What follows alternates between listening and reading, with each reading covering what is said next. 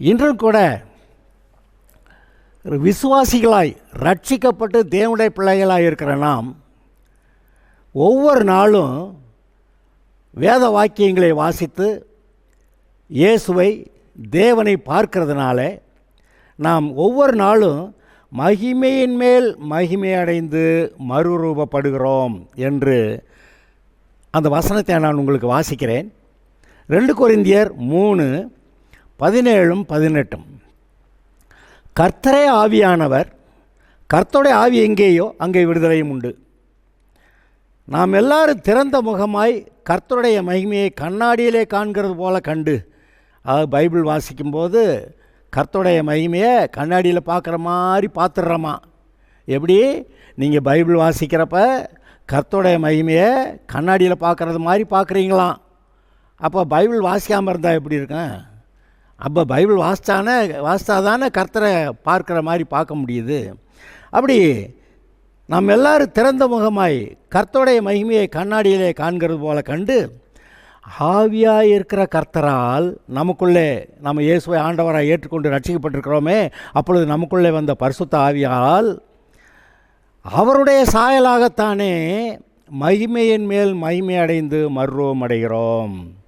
மறுரூபப்படுகிறோம். இதில் ஒரு முக்கியமான விஷயம் இருக்குது. அதாவது இந்த நியாயப்பிரமாணத்தை மாத்திரம் நம்பி ரட்சிக்கப்படலான்னு நினைக்கிறவங்க அவங்க ரட்சிக்கப்படவே முடியாதுங்கிறது நமக்கு தெரியும். பைபிள் ரொம்ப தெளிவாக அதை சொல்லுது. அதனால் இந்த பழைய ஏற்பாட்டு காலங்களில் நியாயப்பிரமாணத்தை மாத்திரம் நம்பிக்கிட்டு அந்த பஸ்கா ஆடாகிய இயேசு அவர்களுக்காக பலியிட்டதில் அதுக்கு முதலிடம் கொடுக்காமல் இந்த நியாயப்பிரமாணத்தின் மூலமாய் நீதிமானாக முயற்சித்த இஸ்ரவேலர் ரட்சிக்கப்படாமல் போய்விட்டார்கள் என்று ரோமர் 9:10-11 பவுல் எழுதுகிறதை நீங்கள் பார்க்கிறீர்கள். ஆனால் நியாயப்பிரமாணம் ரட்சிக்கப்படுவதற்காக கொடுக்கப்பட்டது இல்லையே.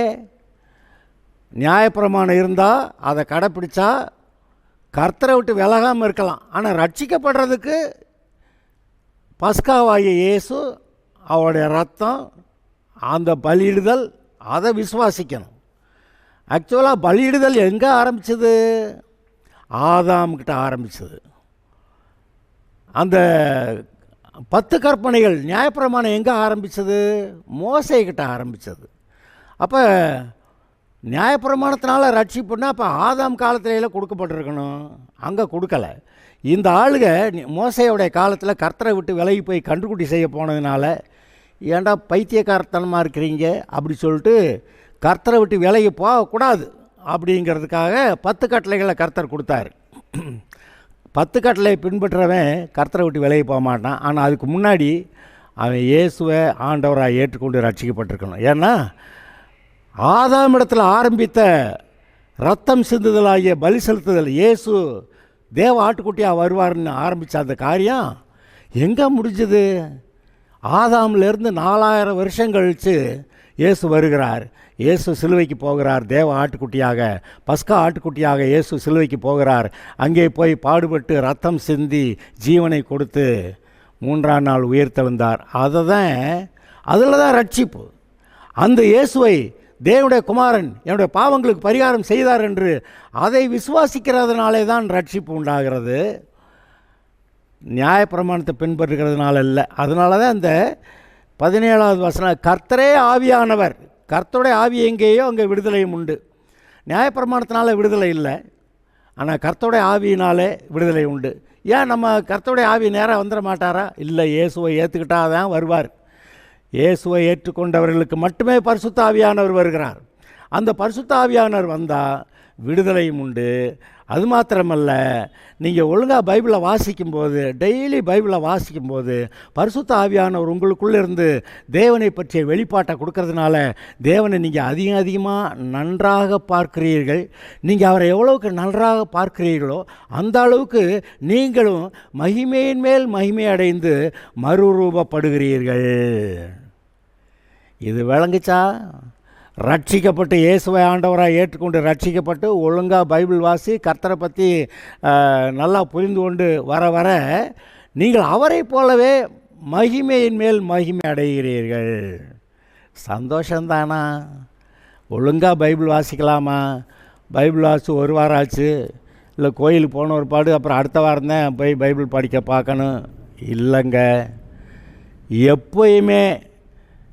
எப்போதும் கர்த்தரை துதிக்க, எப்போதும் ஜெபம் பண்ணுங்கள் அப்படியெல்லாம் போட்டிருக்கு. அது என்ன எப்போதும் எப்படி ஜெபம் பண்ணுறதுன்னா, கர்த்தருடைய பிரசன்னத்தில் இருக்கிறங்கிற உணர்வு அதோட கூட இருக்கணும். கர்த்தரனை பார்க்கிறார், நான் அவரை பார்க்கட்டும். எப்படி பார்க்கட்டும்?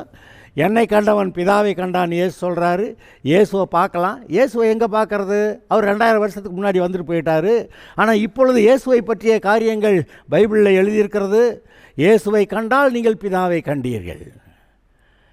ஆதி ஆகமத்திலிருந்து வெளிப்படுத்தின விசேஷம் வரைக்கும் இயேசுவை பற்றி எழுதியிருக்கிறதே.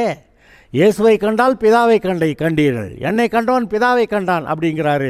நீங்கள் பிதாவை கண்டீங்கன்னா டெய்லி பைபிள் வாசிக்க உங்களுடைய மனக்கண்கள் பிரகாசமாகி நீங்கள் அவரை போல மகிமையின் மேல் மகிமை அடைகிறீர்கள். எவ்வளோ பேருக்கு சந்தோஷம்! ஒழுங்காக பைபிள் வாசிக்கலாமா? கர்த்தரை நோக்கி பார்க்கலாமா? பிரகாசம் அடைவீர்கள், மகிமையின் மேல் மகிமை அடைவீர்கள். Okay, God bless you.